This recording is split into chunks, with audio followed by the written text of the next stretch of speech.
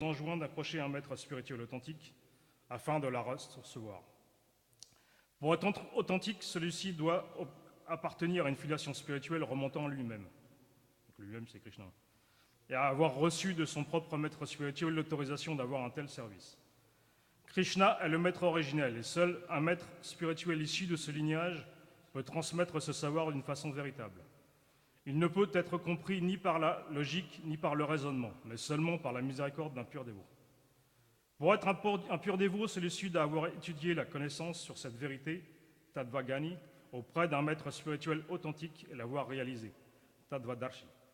Il ne doit également plus avoir aucun attachement en ce monde. Le service offert au Seigneur commence par servir son serviteur intime, le maître spirituel. Krishna affirme que ce service rendu est supérieur à celui offert à sa propre personne. Aussi, un tel maître est-il considéré comme son intermédiaire transparent. Il permet aux disciples de voir Dieu qui est au-delà de la perception des sens matériels. En effet, Krishna tend à se révéler à celui qui sert un tel maître, selon la qualité du service offert. On va arrêter là parce que la teneur elle est très longue.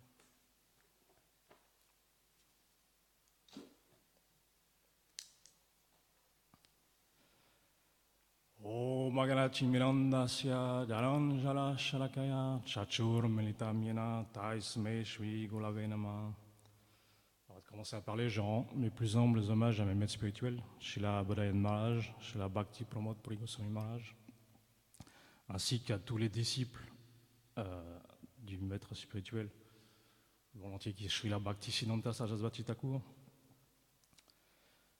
Je rends mes plus humbles hommages à Srila Yati Maharaj et à ses disciples, ici présents. Le 22 novembre 1986, s'est passé un événement remarquable dans le milieu sportif. Mike Tyson a remporté le championnat du monde de boxe des poids lourds à l'âge de 20 ans. C'était le plus jeune, et ça reste jusqu'à aujourd'hui, le plus jeune boxeur du monde entier à avoir remporté ce titre très honorifique dans le milieu de la boxe, champion du monde des poids lourds. Et il faut savoir en fait que Mike Tyson, c'était quelqu'un d'extrêmement introverti. Et qui avait, pour ceux qui sont un peu amateurs de boxe et qui ont regardé déjà des combats de Mike Tyson, on a l'impression que c'était un guerrier indestructible sur le ring. Et quand il a remporté ce fameux combat, 22 novembre 1986, premier championnat du monde, sa première couronne, sur le ring, j'ai regardé le match il n'y a pas longtemps, là, sur le ring, rien que dans le regard, on voit qu'il est invincible. On voit qu'il n'y a rien qui pourra l'arrêter, il n'y a rien qui pourra le détruire. Même sur le tir dessus, il se relèvera. Il a une détermination sans faille. Mais quand on connaît un peu plus sur la vie de Mike Tyson, on voit que c'était quelqu'un d'extrêmement introverti, qui avait une confiance en lui très faible. Et en fait, pour pallier à cette faille, en fait, il a décidé de s'engager de tout son corps et son âme dans la délinquance. Donc, comme il était trop jeune pour aller en prison quand il a été arrêté, donc il est devenu dealer, il faisait des cambriolages, il faisait des braquages dans les quartiers les plus pauvres de New York.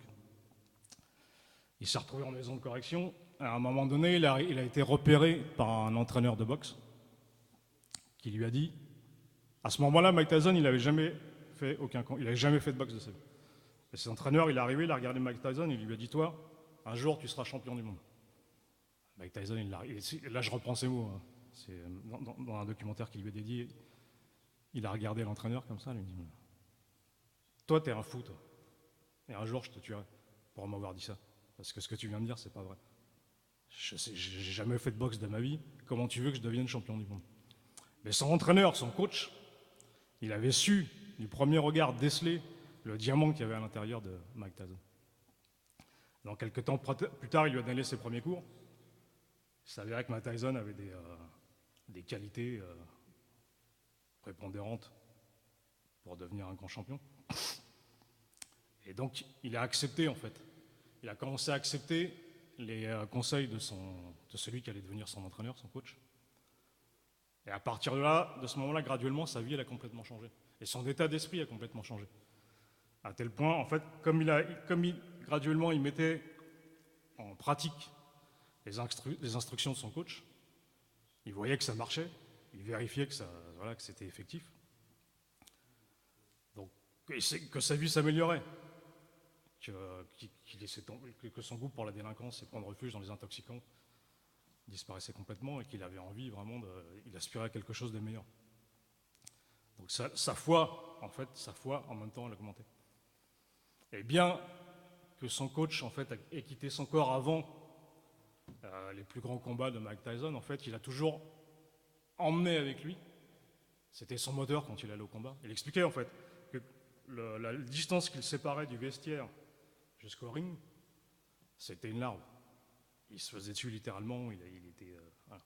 Mais quand il montait sur le ring, il se souvenait, en fait, des enseignements de son coach, des instructions de son coach, et à partir de ce moment-là, il se transformait complètement en un guerrier indestructible. À l'âge de 20 ans, il faut savoir, il avait déjà remporté 28 combats, dont 24 par KO, quoi, au niveau professionnel. Et ça reste encore un cas unique de nos jours. Donc, pourquoi je vous parle de ça? C'est pas parce que j'ai lu Sport Dimanche avant de venir que ça m'a inspiré. C'est parce qu'en fait, quand on s'engage dans la voie de la bhakti, dans une voie spirituelle authentique, on devient des athlètes spirituels. Donc à l'image d'un athlète sportif, on va avoir besoin aussi d'un guide, d'un coach, et comme Krishna l'explique à Arjuna, d'un maître spirituel. Maître spirituel, en sanskrit, si on prend l'étymologie en sanskrit, ça veut dire guru. Qu'est-ce que ça veut dire, guru? Gu, ça veut dire obscurité. Et ru, ça veut dire ce qui dissipe l'obscurité. Et alors pourquoi on parle d'obscurité? Rallume la lumière, pourquoi tu as éteint la lumière? Qu'est-ce qui se passe? En fait, si on regarde bien, ce monde, il est comparable à une grande... On appelle ce monde le monde d'obscurité, le monde des ténèbres. Pourquoi? Parce que, de par notre contact extrêmement prolongé avec la matière, on se retrouve en fait dans une forme d'obscurité. On peut dire une obscurité qui nous recouvre complètement quant à la véritable nature de notre soi véritable, de qui on est véritablement. Et le rôle du guide spirituel, du gourou, du maître spirituel, la première chose qu'il va nous révéler, c'est notre véritable identité. Et on voit en fait Arjuna, quand Arjuna accepte Krishna comme son guide spirituel, il lui révèle tout de suite, la première chose qu'il lui révèle, c'est tu es différent du corps, tu n'es pas ce corps. Arrête de te lamenter sur la situation actuelle que tu vis, car tu es différent du corps. Et tous les êtres que tu vas devoir affronter sont également différents du corps. Et il lui révèle sa véritable identité, il lui dit tu es une âme spirituelle, remplie d'éternité, de connaissance et de félicité. Si Arjuna n'avait pas pris cette décision à un moment donné de se tourner vers Krishna non plus comme son ami, mais en l'acceptant comme son guide, comme celui qui va l'instruire, qui va l'enseigner, peut-être qu'il n'aurait pas pu accéder à cette vérité. Bien qu'Arjuna, ça soit un compagnon éternel du Seigneur suprême, pour nous enseigner, pour notre plus grand bienfait, en fait, il accepte d'endosser le rôle d'une âme conditionnée, donc quelqu'un qui est aussi également recouvert par cette obscurité, pour pouvoir nous permettre, à nous, de comprendre quelle est la véritable nature, quelle est notre véritable nature. Et il y a plein d'exemples, en fait, dans les shastras qui illustrent ce point. Par exemple, j'ai fait une petite anti-sèche. Alors, quand je fais une anti-sèche, des fois, j'écris, et puis le temps que je viens d'arriver ici, c'est le nom, il est effacé. Le plus sûr, c'est de reprendre l'ouvrage.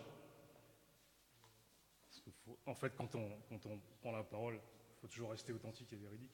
Et pour être sûr de ne pas se tromper sur le nom, je préfère le relire. Donc c'est l'histoire, en fait, d'Upamanyu. Upamanyu, c'était un grand dévot du Seigneur, quelqu'un qui avait un caractère en fait très enjoué et très simple, Et un jour, son maître spirituel, et son service, en fait, c'était de s'occuper des vaches, de garder les vaches. Et un jour, son maître spirituel le regarde et lui dit, mais dis donc, Upamanu, tu m'as l'air bien en forme, bien que tu partes toute la journée avec les vaches et que tu reviennes que le soir, et que tu n'emportes rien avec toi à manger, tu as toujours un corps vigoureux, tu as l'air vraiment toujours en pleine forme. Comment tu fais? Il dit, en fait, Upamanu, il répond à son maître spirituel, il dit, c'est parce qu'en fait, je me nourris du lait directement au pied des vaches, en fait. C'est qu'il prenait directement le lait à sa source. Et le maître spirituel d'Upamanu, il lui dit, mais je t'ai jamais dit de faire ça. Donc je veux que tu arrêtes tout de suite. Bon, Upamanu, il accepte. Donc, quelques temps passent, Upamanu continue à faire son service, d'aller faire pète les vaches. Il revient le soir. Et son maître spirituel le regarde, il dit, mais malgré que je t'ai demandé d'arrêter de consommer du lait, t'as l'air toujours aussi en pleine forme. T'as l'air... Comment tu fais? Ah bah il dit, parce qu'en fait, bien que vous m'ayez demandé d'arrêter de consommer du lait, je me nourris de l'écume du lait, en fait, au pied des vaches. Et son maître spirituel, son guide spirituel le regarde et lui dit, mais je t'ai jamais demandé de faire ça, je veux que tu arrêtes tout de suite. Upamanu, il n'émet aucune objection, rien, il accepte. Il accepte en fait les directives de son maître spirituel comme sa vie et son âme. Donc il, d'accord, pas de problème. Et donc il repart le lendemain aller faire paître les vaches. Et le soir, les vaches, elles reviennent, mais sans Upamanu, seul. Donc son maître spirituel commence à s'inquiéter. Il est où, Upamanu? Il commence à le chercher, en fait. Il commence à le chercher partout. Il l'appelle, Upamanu, Upamanu. Et il entend une voix. Il dit, Gurudev, je suis là. Mais t'es où? Là, au fond de ce puits. Et il regarde, en fait, effectivement, il y avait Upamanu au fond du puits. Mais il dit, mais qu'est-ce que tu fais là? Qu'est-ce qui t'est arrivé? Il dit, en fait, comme vous m'aviez demandé d'arrêter de me nourrir de l'écume, du lait, et puis des vaches, j'ai pris, il se nourrissait de feuilles. C'est pareil, je vais reprendre le terme technique. Équanes, des feuilles équanes, qui sont en fait des feuilles dont la texture ressemble à l'écume du lait, en fait, et qui a apparemment la même fonction nourrissante. Seulement, ce qu'ignorait Upamanu, c'est que l'écume de ces feuilles, en fait, était véritablement un véritable poison pour l'être humain. Elles l'ont rendu aveugle, en fait. Et donc c'est ce qu'il explique à ce moment. En fait, en ayant consommé, voilà, en ayant sucé la sève de ces feuilles équanes, ça m'a rendu complètement aveugle. Et en fait, quand j'étais sur le chemin du retour, j'ai pas vu qu'il y avait un puits, je suis tombé dedans. Et donc, le spirituel de Upamanu, en fait, il fait tout ce qu'il faut avec une corde, il le sort du pont, du puits. Alors on pourrait se dire, mais c'est quoi cette histoire? C'est vraiment cruel, quoi. Le maître spirituel, il demande à son disciple d'arrêter de se nourrir. Déjà qu'il se nourrissait avec un pot de lait, après il lui demande d'arrêter, après l'écume, et pas encore. Alors en fait, dès le début, en fait, il était pleinement satisfait avec son disciple, avec son élève. Mais en fait, il voulait d'un côté mettre à l'épreuve encore un peu plus sa soumission, sa dévotion. Et en même temps, il voulait le récompenser. Et en fait, comme Upamanu, il n'a jamais objectivé quant aux injonctions de son maître spirituel, en fait. Quand il l'a sorti du pont, il lui a dit, en fait, je suis extrêmement satisfait avec toi. Et à partir de cet instant, en fait, toutes les connaissances des textes sacrés vont se révéler dans ton cœur. Donc en fait, par cette histoire, on peut comprendre que quand on arrive graduellement à satisfaire le représentant du Seigneur suprême, le résultat, ça va être que, dans un premier temps, toute la connaissance va se trouver révélée dans le cœur, absolument tout. Dans les Shastras, c'est expliqué qu'il y a deux manières. On peut réaliser Krishna par l'écoute, mais ce qui va rendre effective cette écoute, parce que l'écoute seule ne suffira pas. Parce que comme on n'est pas des êtres encore pleinement réalisés, notre écoute seule ne suffira pas. L'écoute, elle sera effective si elle est effectuée à travers la guidance d'un maître qualifié, en fait, d'un précepteur spirituelle qualifiée. Et la combinaison des deux permettra que l'écoute de cette connaissance se révèle véritablement dans le cœur, en fait. Parce qu'encore une fois, comme Krishna l'explique à Arjuna dans la Bhagavad Gita, cette connaissance, ne doit pas être seulement comprise de manière théorique et intellectuelle, elle doit être réalisée. On en discutait juste avant la conférence avec Katia, et elle m'expliquait qu'en fait, elle avait pu, là, ces derniers temps, le mettre, voilà, c'était du concret pour elle, c'est ça. On a besoin que ça soit concret, en fait. Ça ne peut pas être juste au niveau de l'intellect. Pourquoi ça ne peut pas être qu'au niveau de l'intellect? Parce que notre intellect, en fait, il est imparfait. Essayer de comprendre l'être suprême qui n'évolue que dans, et ses associés éternels qui n'évoluent que dans une sphère pleinement spirituelle, purement spirituelle, essayer de comprendre cet environnement avec notre intellect, notre déduction, nos sens matériels limités, ça va avoir pour but uniquement de nous éloigner encore plus de la vérité. Parce que la vérité absolue ne peut pas être comprise par la simple logique et la simple déduction matérielle. C'est pas possible. Elle doit être, comme Krishna l'explique Arjuna dans ce verset en fait, elle doit être acquise auprès de maîtres qualifiés. Et on peut voir, dans ce verset, il n'utilise pas, il ne met pas auprès d'un maître qualifié, il ne le met pas au singulier, il le met au pluriel, auprès de maîtres qualifiés. Donc ça veut dire, ce qu'on peut comprendre par là, c'est qu'on peut avoir de nombreux gourous, de nombreux maîtres spirituels, de nombreux enseignants.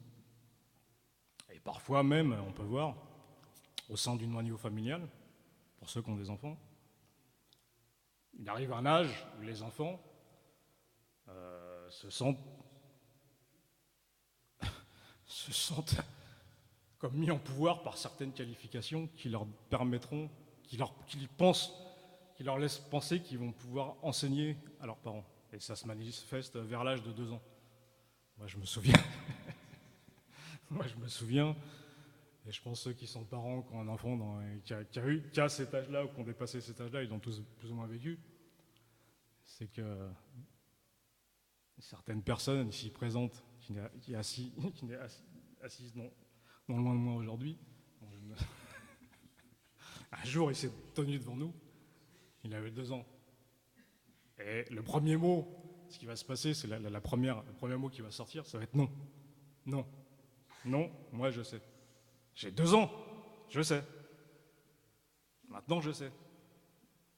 Je vais t'enseigner, écoute-moi. Tu vois, ça fait 2 ans que je suis là, dans ce corps, dans cette vie, je sais tout. Quoi.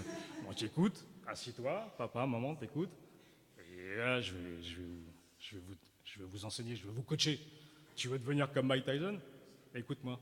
Et je vais faire de toi le meilleur.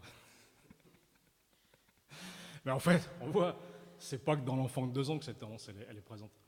Elle est présente dans le cœur de tous les êtres humains. Et c'est expliqué, en fait, ce désir de vouloir contrôler, ce désir de position, il s'exprime même jusqu'à un haut niveau de dévotion. En fait, c'est l'obstacle le plus dur à se libérer, c'est expliqué. C'est le dernier obstacle le plus dur à se libérer.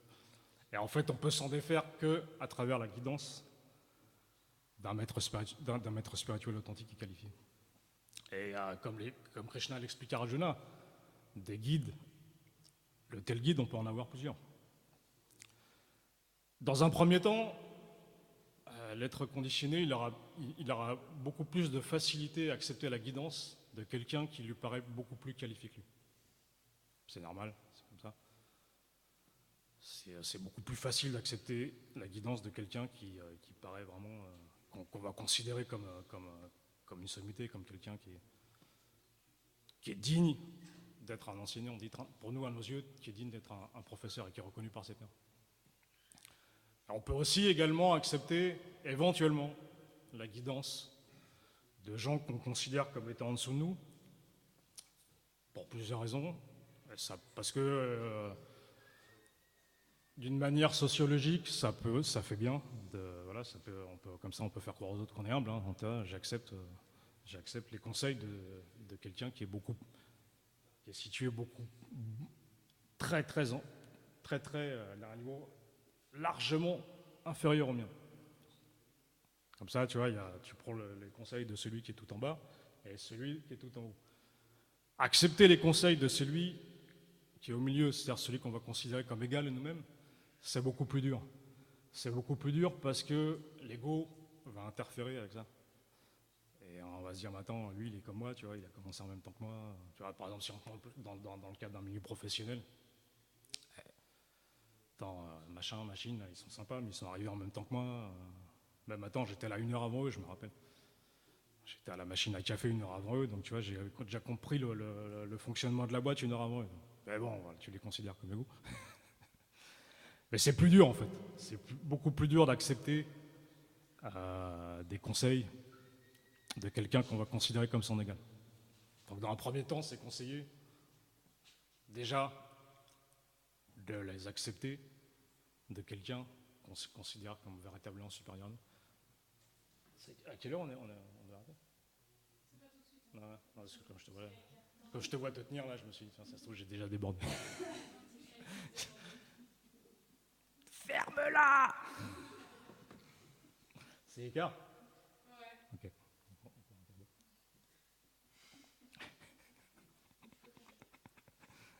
Ah, la petite blague, faut bien rigoler un peu. En fait, Krishna lui-même, il a énormément d'humour. Et ses représentants, en fait, on voit les sadhus aussi, ils ont énormément d'humour. L'humour, il y a des qualités qui nous sont conseillées de développer en fait, dans notre apprentissage vers l'émancipation spirituelle. Et l'humour, ça en fait partie. Parce que si on n'a pas un minimum de recul sur soi, ça veut dire qu'on peut très rapidement se prendre au sérieux aussi. Et ça, c'est un gros piège. Il y a un grand Vaishnav en fait, qui expliquait, il s'appelle Satyananda Swami. J'avais écouté une conférence de lui. Et il commence sa conférence comme ça, où il fait des points critiques sur la communauté. Des points assez acerbes qui sont assez piquants. Quoi. On sent que ça rigole, mais c'était une conférence audio que j'ai écoutée, donc il n'y avait pas l'image, mais on sent que ça rigole, mais ça doit rire un peu jaune. Quoi. Et il continue comme ça pendant un bon quart d'heure. Et après, au bout d'un quart d'heure, il s'arrête, il dit en fait, voilà, le point, c'est que si un groupement spirituel, une communauté, quelle qu'elle soit, ne peut pas faire preuve d'un minimum d'autodérision, de recul sur soi, ça veut dire qu'elle a un gros problème. Et ça s'adresse aussi bien d'une manière collective que d'une manière individuelle.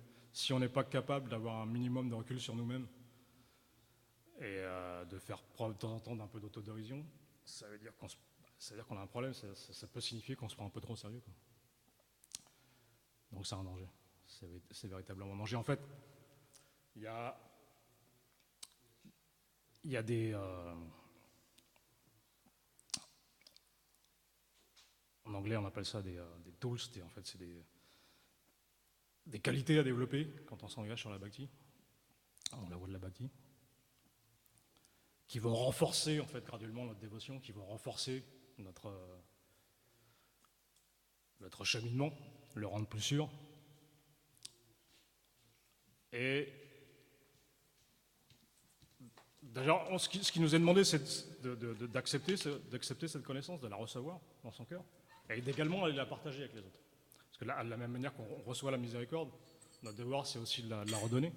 On doit être des réceptacles transparents en fait, de la miséricorde du Seigneur et de ses représentants authentiques. Donc on doit également redonner ce qu'on a reçu. Et pour pouvoir agir comme tel, il est recommandé de développer certaines facultés qui vont véritablement nous renforcer si on veut pouvoir en fait devenir de véritables réceptacles authentiques pour être à même de retransmettre cette connaissance. Et il y en a deux qui font partie des plus primordiales, en fait, c'est la confiance en soi et l'humilité, qui avancent sur une marge extrêmement rapprochée avec l'arrogance. Et pour constamment éviter de basculer dans l'arrogance, il est fortement recommandé l'humilité. La confiance en soi accompagnée de l'humilité. La confiance en soi, ça veut dire que voilà, on a reçu cette connaissance, on a foi, on a développé de la foi. On est sûr que voilà, parce qu'on la met en pratique, on voit les résultats, donc ça renforce notre foi, donc notre confiance, elle grandit. Mais ne jamais oublier que cette connaissance, on l'a reçue, elle nous a été donnée. Elle ne vient pas de nous. Jamais oublier qui on était, il n'y a pas encore là qui on était et où on était, il y a encore pas si longtemps que ça. Donc c'est pas qu'on est arrivé et boum, tout d'un coup tout s'est révélé. Non, non. On a reçu ça, et on le reçoit, c'est un processus qui est graduel. Donc pour ne pas basculer dans l'arrogance,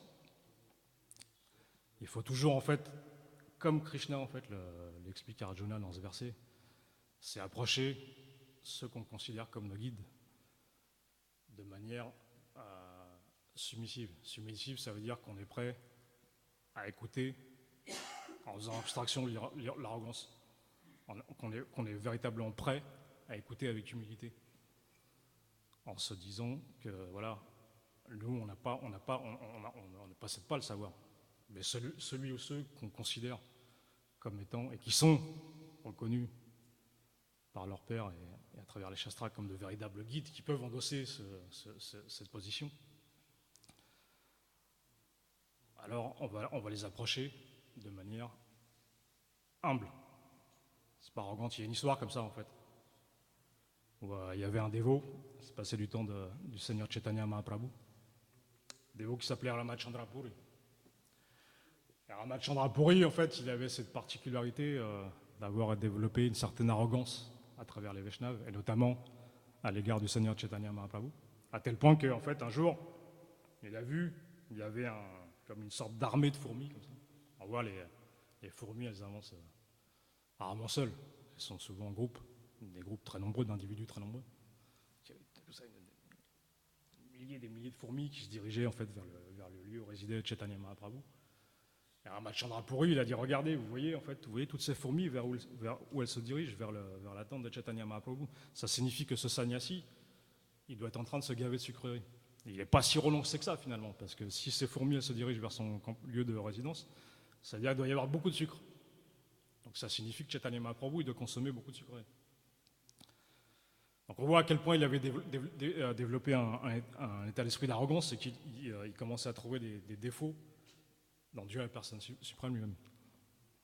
Et un autre exemple, c'est qu'il aimait bien inviter à honorer le prasad de Chaitanya Mahaprabhu dans le seul but, parce qu'une fois que Chaitanya Mahaprabhu avait fini son assiette, il le recevait immédiatement. Et en fait, Ramachandrapuri, il a invité le Seigneur suprême, pas pour le servir, pas pour lui faire plaisir, mais dans le seul but de montrer qu'en fait, encore une fois, ce sannyasi mangeait beaucoup trop pour un sannyasi. Un sannyasi, c'est quelqu'un qui a pris l'ordre du renoncement, normalement. Donc il a quand même une alimentation, il est censé avoir une alimentation assez régulière. Mais, comme Chaitanya Mahaprabhu était extrêmement humble, par humilité et par dévotion, en fait, il acceptait d'honorer le prasad tant qu'on le resservait, en fait. Il savait très bien le pourquoi de l'invitation, de ce qui se passait. Mais par humilité, en fait, il acceptait quand même la situation. Et on voit qu'ultimement, Ramachandrapuri, ce qui s'est passé, c'est qu'il a fini tellement par rejeter les Vaishnavas et son attitude en fait arrogante l'a poussé tellement à rejeter les Vaishnavas et à rejeter le Seigneur lui-même qu'à la fin de sa vie en fait il s'est retrouvé complètement dénué de la moindre dévotion. Et à l'inverse, à la même époque, Ishvarapuri,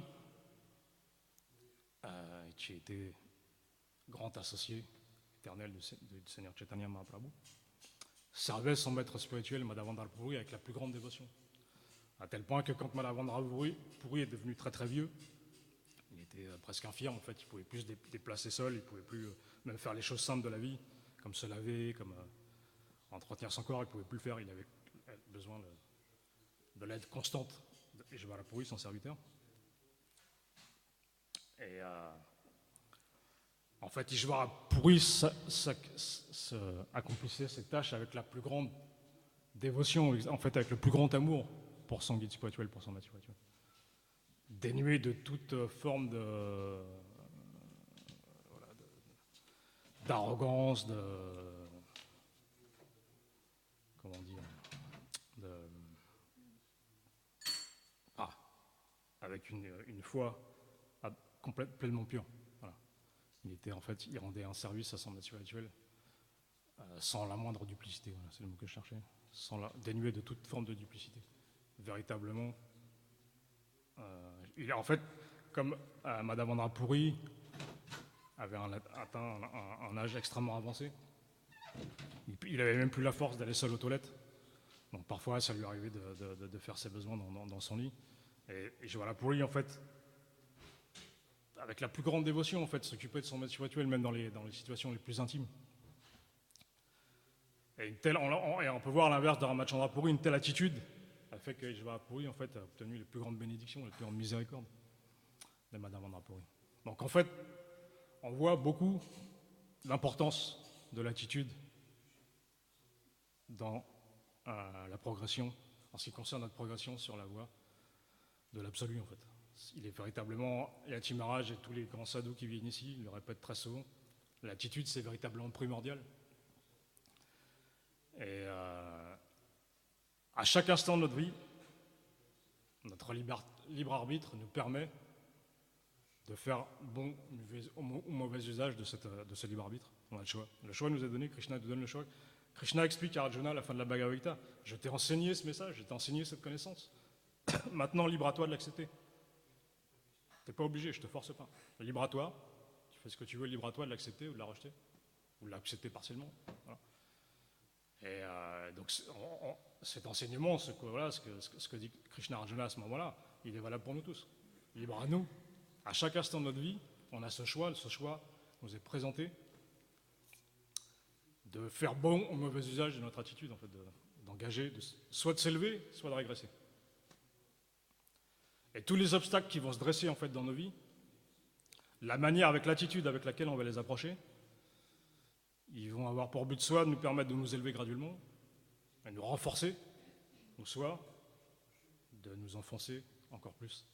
Tout dépend avec quelle attitude on va aborder les choses, en fait, véritablement.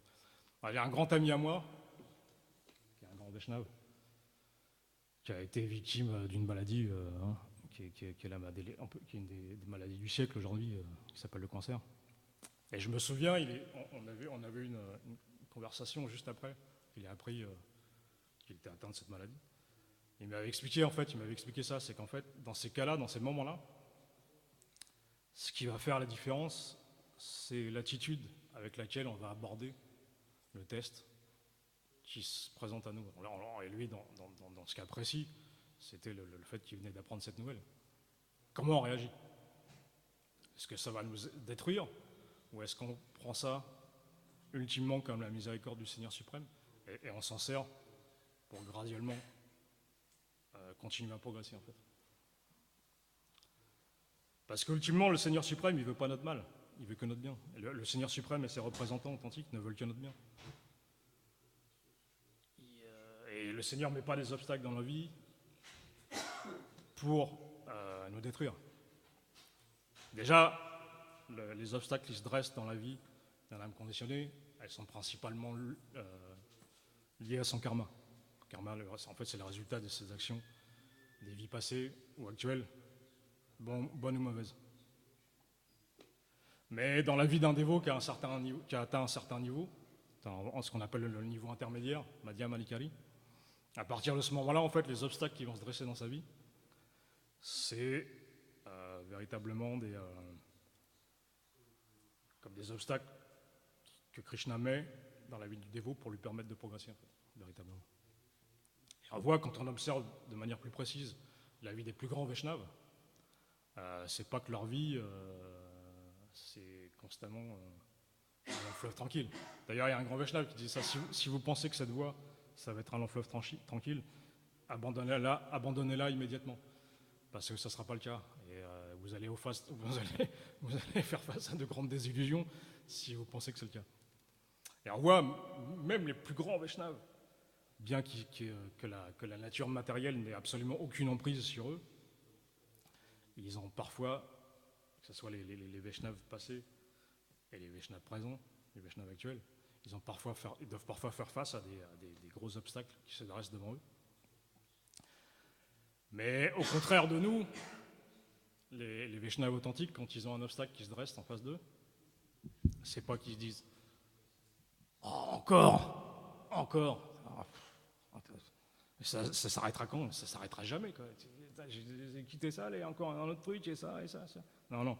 Un Vaishnava authentique, quand il y a un obstacle qui se dresse devant lui, il lui dit approche, viens plus près. Quand l'obstacle il est plus près, il est à sa portée. J'en ai réveillé quelques-uns. Il l'avale. Il avale l'obstacle. Parce que pour lui, en fait, véritablement, il voit ça comme la miséricorde du Seigneur qui se présente à lui pour lui permettre de progresser encore plus. Donc il n'est pas... on voit les plus grands Vaishnavas, il suffit d'observer leur comportement. Ils ne sombrent pas dans la lamentation. Ils ne sombrent pas dans la dépression. Ils restent. Ok, là, ça va. Enough is enough. Trop, c'est trop. Tiens, Krishna, je te rends tout. Le truc, là. Moi, je me casse, c'est fini. On n'a jamais vu un Vaishnava authentique faire ça.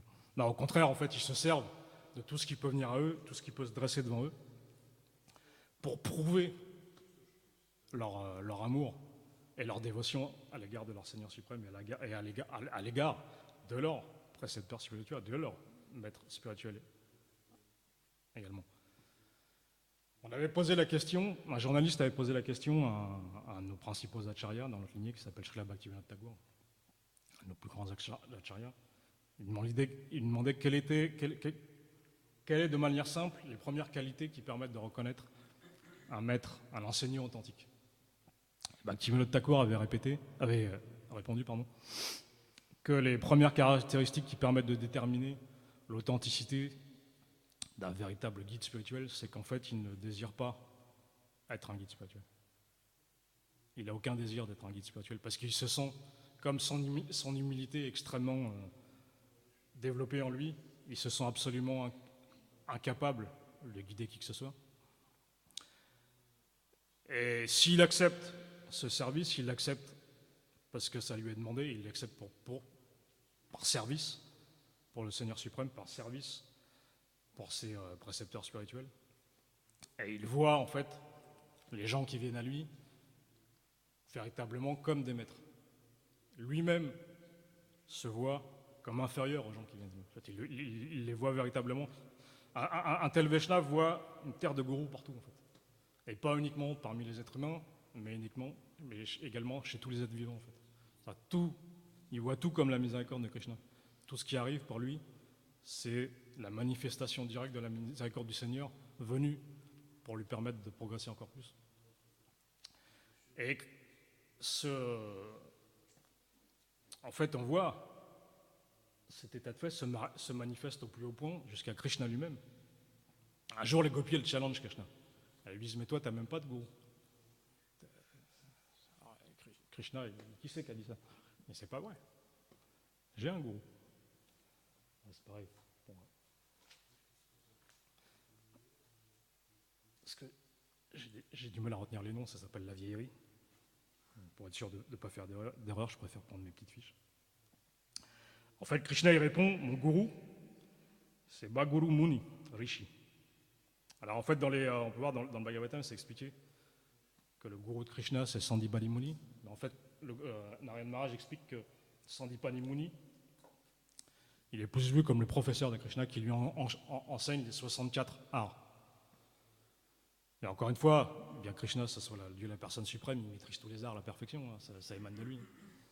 Mais pour nous enseigner, il accepte à la fois un professeur qui va lui enseigner toutes les formes d'art, et également un gourou qui va l'enseigner dans les... Même le Seigneur suprême enseigné pour l'émancipation, pour développer encore plus d'amour. En fait, le gourou de Krishna, le véritable gourou de Krishna, c'est Srimati Radharani, ultimement. Parce que parfois, Krishna il se tourne vers Srimati Radharani, il lui demande de pouvoir recevoir la poussière de ses pieds Paris Lotus sur sa tête. Donc on voit, et Krishna dit lui-même Je n'existe pas sans la miséricorde de mes Vaishnavas. Lui-même, qui est Dieu la personne suprême, il dit, je me souviens, on avait écouté une classe avec Yati Maharaj, première fois que Srila Narayan Maharaj était venu. Narayan Maharaj, pour ceux qui ne le connaissent pas, c'est un grand maître spirituel, un grand guide dans notre lignée. Il nous avait révélé qu'en fait, Krishna, il a cette position submissive à travers les gopis, en fait, qui voient, en fait, que les gopis, c'est les compagnes de Srimati Radharani. Et ils voient, en fait, qui sont donc directement les associés de Srimati Radharani. Il les voit en fait comme supérieurs à lui parce qu'elles ont constamment la compagnie d'Radharani. Et même, non seulement il demande la poussière des pieds par les lotus de Srimati Radharani, mais également de pouvoir recevoir la poussière des pieds par les lotus des gopis. Donc on voit même le Seigneur suprême, il a une très très grande dévotion, il a une très grande humilité à l'égard même de ses dévots. Bien qu'il soit, il n'y a personne au-dessus de Krishna, il n'y a rien au-dessus de Krishna. Il est créateur de toutes choses, de tout et toutes choses, il n'y a rien au-dessus de lui, rien d'autre au-dessus de lui. Rien ni personne. Mais lui-même a cette immense proportion à l'humilité. C'est l'humilité extrêmement développée chez le Seigneur suprême. Et cette très très grande humilité, elle est principalement dirigée à l'égard de ses dévots, en fait. Et il explique que celui qui prétend me servir directement, en fait, c'est pas véritablement mon dévot. Par contre, celui qui sert mon dévot, celui-là, c'est mon véritable serviteur. Et en fait, les serviteurs du Seigneur suprême lui sont extrêmement chers, et les serviteurs du serviteur lui sont également extrêmement chers. D'ailleurs, on voit, si on reprend l'exemple des plus grands Vaishnavas, aucun d'eux n'a la prétention d'être un serviteur direct du Seigneur suprême. Tous s'introduisent en aspirant de la manière la plus humble à devenir le serviteur du serviteur du serviteur du serviteur. Srila Bodhayan Maharaj nous expliquait, quand on s'était rendu avec les Vaishnavas, Srila Bodhayan Maharaj nous avait invités pour l'inauguration du temple à Jagannath Puri en Inde, qui est un des lieux saints les plus renommés en Inde. Et elle nous expliquait qu'en fait, que son maître spirituel, à lui, Srila Bhakti-Pramod Puri Maharaj, en fait, quand il s'exprimait de la manière la plus humble, il disait, voilà, je suis le chien du chien du chien du chien de mon maître spirituel. Mais quand il disait ça, c'était pas juste un effet de vocabulaire comme moi je pourrais le faire devant vous aujourd'hui. Montrer que il le pensait véritablement au plus profond de son cœur. Et Bodhayan Maharaj nous expliquait ça quand il citait cet exemple. Il disait, si quelqu'un là, par exemple, il y a quelqu'un dans l'assistance qui m'appelle, hey, chien, viens là, ferme-la, t'es qu'un clébard, ferme-la, maintenant ça suffit, il y en a marre de tes aboiements. Comment je vais le prendre? Parce que je pourrais prétendre, moi je pourrais faire un show et dire, voilà, j'aspire à être le chien du chien du chien du chien. Et ça serait que de la prétention. Alors que, à l'instar des grands Vaishnavas authentiques comme Srila Bhakti-Pramod Puri Goswami Maharaj, quand ils disent ça, ils le pensent, c'est ancré dans leur cœur. Ils le vivent pleinement, c'est véritablement leur inspiration. Trinadapi Sunitsena. Devenir plus humble qu'un brin d'herbe. C'est ce qui nous est demandé, c'est ce qui nous est recommandé pour pouvoir chanter les saints noms sans offense. Et c'est véritablement pas facile à mettre en pratique. C'est pour ça que, comme Krishna l'explique à Arjuna dans ce verset, il est recommandé d'approcher un maître spirituel authentique, ou des maîtres spirituels authentiques, pour s'enquérir auprès d'eux de la véritable connaissance. Et eux vont nous enseigner, à l'instar de Chaitanya Mahaprabhu, qui est revenu il y a un peu plus de 500 ans dans ce monde, pour nous montrer comment mettre en pratique les enseignements de Krishna dans la Bhagavad Gita, les mettre en pratique dans notre vie personnelle, en venant sous la forme d'un dévot, en se présentant sous la forme d'un dévot, et en agissant sous la forme d'un dévot, avec la plus grande humilité, avec le plus grand respect et avec la plus grande attitude de soumission à l'égard de ses précepteurs spirituels. Bon voilà, il est temps pour moi de rendre l'antenne. Je vois que la régie me fait signe. Le direct s'arrête là. Merci à tous. Haribol.